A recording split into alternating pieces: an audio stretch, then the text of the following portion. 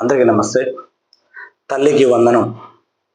ఇంట్లో ఎంతమంది పిల్లలు చదువుకుంటా ఉంటే అంతమంది పిల్లలకి మంచి ప్రభుత్వం, కూటమి ప్రభుత్వం ప్రతి పిల్లలు చదువుకునేదానికి వాళ్ళ తల్లుల అకౌంట్లో 13,000 రూపాయలు ఒక్కొక్క విద్యార్థికి వేయడం జరుగుతూ ఉంది. అదేవిధంగా సంక్షేమ పథకాల విషయంలో వస్తే గత ప్రభుత్వంలో వైసీపీ ప్రభుత్వం 2019 ఎలక్షన్ మేనిఫెస్టోలో ప్రతి కుటుంబంలో ఎంతమంది పిల్లలకైతే అంతమందికి వేస్తామని ఆ రోజు జగన్మోహన్ రెడ్డి గారు ఎలక్షన్ ప్రచారంలో చెప్పడం జరిగింది.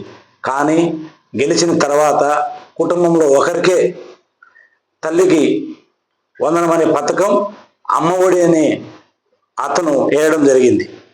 కానీ ఈరోజు కూటమి ప్రభుత్వం ఒక మంచి నిర్ణయం తీసుకొని అంగన్వాడీ టీచర్లకు, ఆయాలకు వాళ్ళకు కూడా ఈ తల్లికి వందనం అనే పథకం అమలవుతుందని చెప్పి ఒక మంచి నిర్ణయం తీసుకొని రాష్ట్ర ప్రభుత్వం, రాష్ట్ర ముఖ్యమంత్రి వర్యులు, అదేవిధంగా ఉప ముఖ్యమంత్రి అయినటువంటి పవన్ కళ్యాణ్ గారు, అదేవిధంగా నారా లోకేష్ గారు, ఎడ్యుకేషన్ మినిస్టర్, అదేవిధంగా గుమ్మడి సంధ్యారాణి గారు, గిరిజన సంక్షేమ శాఖ మంత్రివర్యులు అందరూ ఒక మంచి నిర్ణయం తీసుకొని ఈరోజు గ్రామీణ గిరిజన సిబ్బంది కూడా ఈ సంక్షేమ పథకం తల్లికి వందనం అనేది వర్తిస్తుందని ఒక మంచి తీపి కబురు ఈ రాష్ట్రాన్ని చెప్పడం జరిగింది.